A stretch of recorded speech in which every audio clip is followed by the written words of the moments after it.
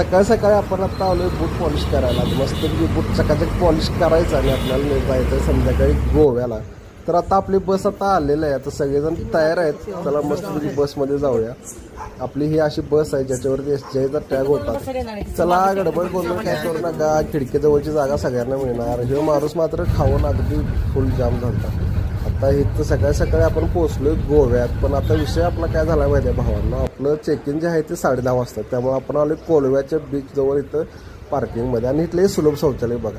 हे एवढं घाण होतं का नाही, विषय हार्ड आहे. आता सुलभ शौचालयात जायचं नाही म्हणून ही आमची मंडळी अशी सगळी बाहेर बसलेत. ही सगळी जेनजी आहेत बरं का. गोव्याच्या किनाऱ्यावर आपण आता आलोय कोलवा बीचला. एक नंबर बीच आहे, आपल्याला आवडला. इथं मस्तपैकी स्वच्छता आहे बघा सगळीकडे आणि कचरा अजिबात नाही आहे. लोकांची गर्दी पण कमी आहे, त्यामुळे नक्की इकडे या. ही बघा आमची पापाची परी. आता हिला ऊन एवढं लागतंय तर यायचंच कशाला व बीचवर फिरायला मी म्हणतोय.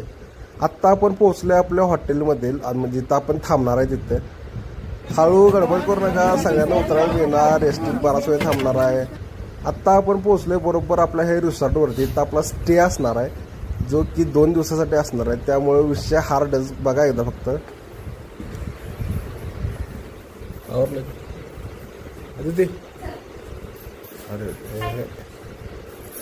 तयार होऊन आता आपण चाललोय रिसॉर्टवरती, जिथे की लग्नाचं लोकेशन असणार आहे, व्हेन्यू असणार आहे. हे बघा लोकेशन एक नंबर. नारळाची झाडे ठीक आहेत ठीक, त्यामुळे काही विषय नाही करायचा. आता एंगेजमेंट जी आहे ती बौद्ध पद्धतीत झाली.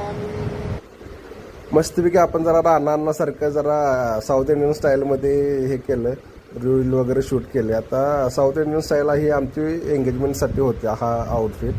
लग्न झालं आणि हे आमचे सुपर कूल नवरा नवरे आहेत. एक नंबर विषय हार्ड. लग्नाचं फक्त लोकेशन बघा, पाठीमागे बीच आहे आणि समोर इथं लग्न झालं होतं. किती खुश आहेत बघा. लग्न झाल्यावर आम्ही थांबलोय बरं का इथं, कारण आम्हाला गोवा फिरायचं होतं. आम्ही 8 जण लोक पाठीमागे थांबलो होतो, कारण त्यातल्या 14 जणांनी तर गोवा बघितला नव्हता. हा आहे आमचा स्टेचा विला. त्याच्यामध्ये किचन सेपरेट आहे, हॉल तर मोठाच्या मोठा आहे. आणि ह्या हॉलमधनं पायऱ्यावर चढून गेल्यानंतर का नाही ही जी रूम आहे का नाही, ही विशेष आपल्याला आवडली. इथं पूर्ण रूमभर बेडच आहेत. जवळजवळ 5 ते 6 लोक तुम्ही इथं राहू शकताय बघा. जरा कचरा झालाय सोडा, कारण कसं आम्ही रात्री आलतो ना, आल्याला झोपलो होतो आणि त्यामुळे सकाळीचा हे कचरा तुम्हाला दिसतोय. आता ही दुसरी रूम आहे. इथे कपलसाठी रूम सफिशियंट आहे, अगदी क्लीन आणि विषय हार्ड. आता हे आम्ही 8 जण आहे बघा, जे की लग्न झाल्यानंतर सुद्धा इथं गोवा फिरायचं म्हणून थांबलो होतो. डॉल्फिन राईड केली आणि डॉल्फिन बघून म्हटलं आता मस्तपैकी सुरमईवर ताव मारायला जाऊया. तर सुरमईला ताव मारण्यासाठी आपण आलो होतो हॉटेल फॅट फिश, जे की